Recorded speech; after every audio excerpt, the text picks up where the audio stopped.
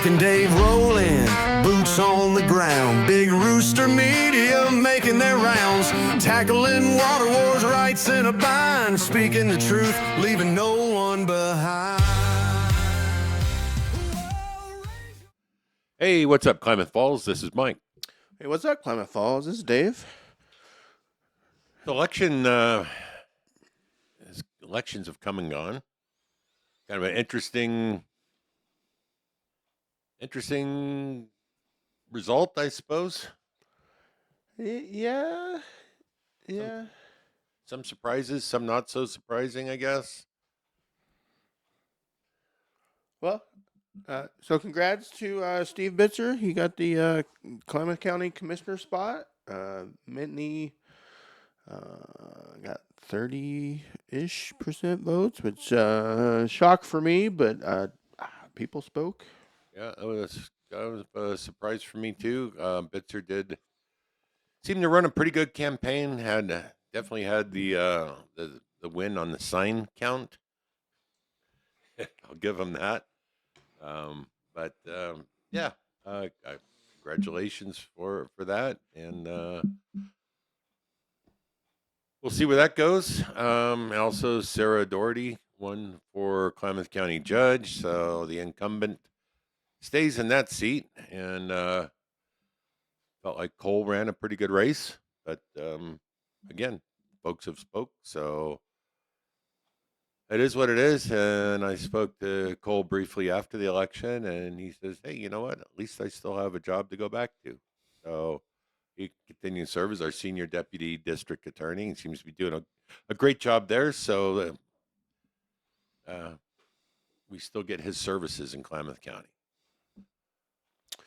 Yeah, and then the other one, so the assessor, Nathan Bigby, I don't know if this is official yet because they most of the time want a 51% count. But yeah, Bigby's in the lead. I don't know if they're still counting, but he has got 50.45 of the vote. Seemed like the write-in kind of skewing a few things, but he's up by over a point. I'll give it that. So, speaking of assessors, yeah, well, might as well go into that. Rick, I don't remember his name, but the previous assessor that lost his job for assisting Commissioner D. Groot in his real estate endeavors. He's suing all the county commissioners and the county, and based off the fact that he was fired for his part of it, but Commissioner DeGroot was exonerated by the Ethics Commission, and be curious to see how that played out. And there might be some FOIA requests coming. Yeah, something definitely ain't right there. I mean, if you have a commissioner that somehow got, I'll say it 6-0, dismissed on all accounts, and then the assessor at the time that dealt with this stuff got fired. There's something's not settling with me. The word patsy comes to mind. Yeah. So it just kind of continues the kind of embarrassment that is what's going on with Klamath County right now. It's kind of sad. So hopefully get some new blood in there. And again, that's not any way or shape or form pointing anything at Commissioner Minty, but Steve Bitzer, fresh outlook, new to the routine and not involved in anything up to date on what's been happening. So hopefully we can get some change coming. But on the upside, away from that, 120 did get voted down by an overwhelming 80+ percentage point. So there's never a good time for high gas prices, and I am in no way, shape, or form a fan of them. But boy, they probably had a definite effect on this getting voted down so overwhelmingly. people don't want to spend more. We're tired of being taxed, Well, and I'll still play the dumb card or whatever. I don't get it at all. If they need this money for road work or infrastructure, upgrades or whatever, why the heck do we get a refund every now and then from the state of Oregon saying, "Oh, we have excess in our taxes"? Well, uh, why can't I would much rather. I'll say it again. I'd much rather not get a state refund and have a nice road to drive on than raising my already high gas bill on more road money. Then they can't buy your vote at election time with the Right, extra money that they already taxed you out of. Man, just irks me. Oh, and the kicker didn't even exist this year for us. I don't know. Man, I can't. Maybe it was last year. I can't remember. I just know that I occasionally, so I don't change my deductions. I mean, I click it and I'm done. So year to year, it should be pretty close to the same. Now, oh hey, you qualified for the kicker. It's like, well, use it somewhere. Anyway. Right? Yeah. Don't raise my taxes. Use the kicker. Right. Yeah. Right. Anybody? I'm sorry, but this whole thing with taxes and paying extra to get more money back at the end of the year, you're giving the government a free loan when you could be using that money, whatever extra you're paying. And I've always tried to balance mine where I didn't owe a whole lot or I didn't get a whole lot back, depending on the given year. Just I don't want to loan them any money, and I don't want them borrowing mine. So, Yeah. alrighty. Well, it's summertime, and it's dry. And although this airs on Tuesday, we're supposed to get rain on Tuesday, but still, it's too little, too late. Our farmers are hurting this year, so the 220 the Klamath project operations are supposed to be within 221,000 acre feet project supply that was announced on April 7th. The project supply is supposed to last through October 15th. But the Bureau of Reclamation is implementing changes, restricting that down. So as of May 21st, there's only 162,000 acre feet of water that remains for the project supply. And the water year is still supposed to last until October 15th, which is an additional 147 days. That's not looking good. So the Reclamation is trying to prevent early curtailment of project deliveries. It is currently estimated that our supply will run out or be exhausted on or about July 27th. That's not going to work. I mean, that's one or two cuttings maybe of hay, alfalfa, wheat, whatever, maybe. It's not going to work for potatoes. It's not going to work for onions and all these other root type crops. Lettuce, our food, basically, it's not going to work, but it's going to have to. Unfortunately, it is what it is because they're going to start finding people out of compliance and finding them and placing other restrictions on them, and just dire circumstances this year for our farms. It'd be nice if we had like some way to store water, like in a river or something, where there's extra when you have a dry year. You'd be able to like pull a dam, I think is what they call it. But well, there's salmon and stuff. Come on. Yeah. Well, as long as I can eat the salmon and maybe have a seafood buffet with salmon and suckerfish, it'd be all right. But Well, I'll put out the bat signal. Maybe it's time for the Gene Souza. Gene, we need you. Look up in the air and see it's time to come back on the show because this is. I have questions because the A canal at least is full, Right. and so I don't know if like they dumped the entire allotment and then after that it's just gonna down to nothing. It's full right now, and I know that's the part I don't get.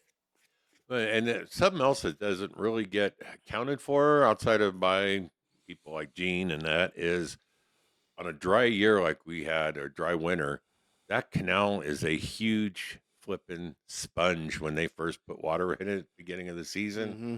And I heard one time about how many, I don't even know if it's like millions of gallons, but just the amount of water that is just absorbed into the ground when they fill the canal. And I'm sure that was significant this year, as dry as what the winter was. So, yeah, Gene, I'll be reaching out. Watch your email because we need to get you on the show.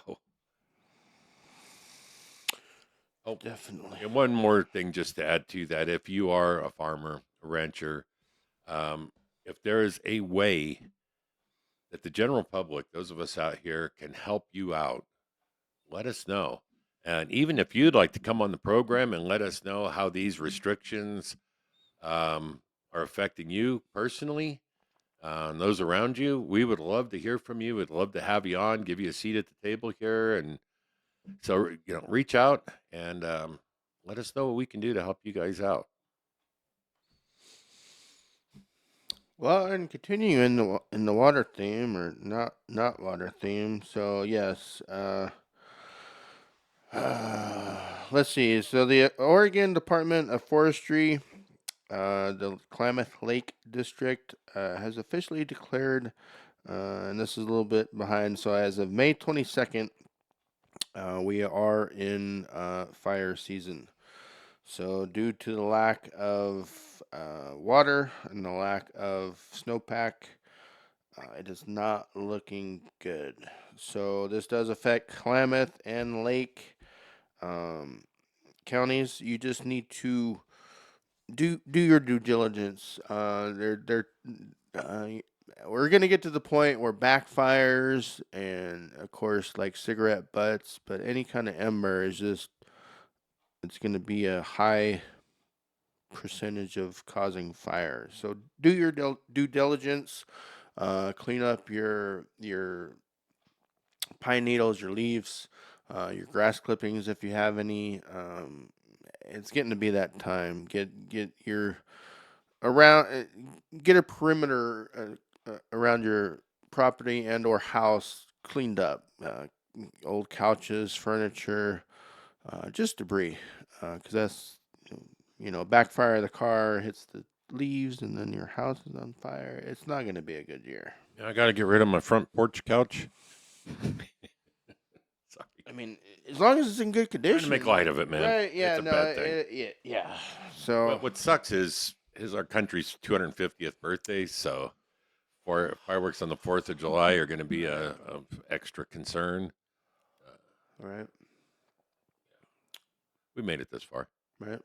It's So fine. Everything's fine. everything's fine. It's fine. Thinking everything's fine or not fine, but Could be fine. could be fine. Could be better. Yeah. There is a lot of concern being raised over current, I guess you call it leadership at the Ross Ragland Theater. Had a gentleman that was doing some audio video work over there and kind of was asked to. Once he got started, they kept, hey, can you do this too? And can you do this too?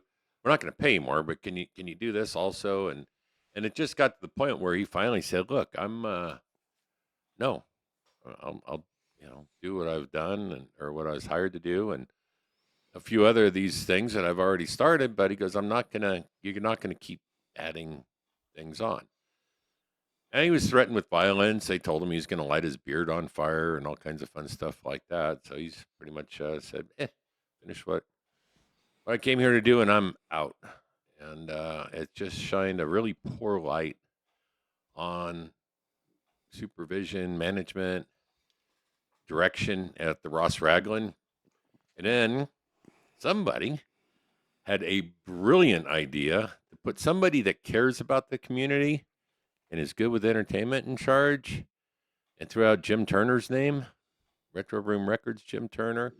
And I could not think of a better person to be running a facility like the Ross Ragland than somebody like Jimmy Turner. Because that guy, he lives for that stuff, for one. He knows how to put shows together. He's got the contacts, whether it's bands or comedians or whatever. Jim can put on a show. And since the county can't seem to help him find somewhere to do his drive-in theater, maybe this is his calling. And I know I've seen on Facebook his response has been positive to the possibility of this occurring. So get to it, Jimmy. We'll fight for you, man. We don't endorse political candidates here, but I will absolutely endorse Jim to be the new director of the Ross Ragland, because I don't think there's anybody around that would do a better job than him. Yeah, no, I've been to, multiple different venues, comedy or music. It'd be nice if he could put all that energy in one spot. I don't know if that's his gig or if that's his MO or whatever you want to call it. But yeah, he could definitely, that's like peanut butter and jelly. Right. He'd be awesome at it. So, yeah. So we need to make this happen, Klamath County. Let's get Jim Turner in there as director of the Ross Ragland and see what that. It's a great venue, man. It's such a cool facility. So much opportunity there. Let's put somebody in there that'll take advantage of that. Make it really blossom. huh. All right. Well, and some other, I guess, okay news. Not doom and gloom. So Friday and Saturday, June 19th and 20th, at the Chiloquin Rodeo and Event Grounds, they are having their 5th annual. What do they call that? 5th annual. How did I do this again? It's at the rodeo grounds. Mm-hmm. I know that. I remember. Yeah, that. 5th annual. There it is. Sorry, reading stuff. Sorry. 5th annual Chi-Town Family Festival. So the chili cook-off will be Saturday the 20th. And basically a whole weekend. You got live music, local food vendors, farmers market, craft fair, kids activities, water slide, bounce houses. Currently, they are looking for vendors, food truck, and probably, kitty stuff. Maybe a balloon tire or whatever they clown maybe. But yeah, they are looking for vendors. But it also falls this year on Chiloquin's centennial year. So. Go out there the weekend, June 19 and 20 for a good time. So. Sounds good. I would like to go. Unfortunately, I'm going to be out of state that weekend. But, Well, fine. hope it goes well. All right. Well, we had a large party of 14, 15, something 16, something like that. That all went out to dinner at the new Hanson's Speakeasy and Mongolian Grill. And I tell you what, man, I didn't realize how much I miss Mongolian Grill style cooking, because it was good food. It was for our part, for as busy, we were there on a Friday, and for as busy as they were already on a Friday to handle our party of whatever it was, as effectively, efficiently, whatever you want to call it, is what they did, man. Kudos to them. And just the food was spot on. For sure. Yeah, because I believe there was another, and we'll call it larger party at their own table that I think was there right before us. Yeah. But yeah, with the amount of busyness normally on a Friday night, and then for us to, we'll call it 15, 20, whatever it was, to go in line, and then it all flowed. You really didn't notice, oh, geez, it's taking forever. But by the time you stood in line, that flowed, and then you get your number and you sit down. Food came out rather quick, I'll call it. It was a good time. Yeah. And yeah, Waitress was super attentive, didn't Yeah. really always we had drinks, our water was always full and all that. So great job, you guys. And the bar is pretty cool too. So yes, good job all around. I've missed Mongolian for sure. And the that's how you flip a restaurant. it wasn't cheap, but it was absolutely well done. Inside to outside parking lot. I think it's like fake turf, in between like the sidewalk and the actual parking lot. Inside to outside, that's how you do a restaurant. It looks the part. It's incredible, the whole thing. So Yeah, if you haven't been there yet, highly recommend giving them a shot. yeah. A shot. Yeah, good stuff. All right. Well, I think that's it. Outside of if you've been following along with our look into the Klamath County School District and Superintendent and that, stay tuned because we will have a fresh episode, spotlight episode on that to wrap things up tomorrow. So stay tuned. All right. Thanks, Have a guys. great week.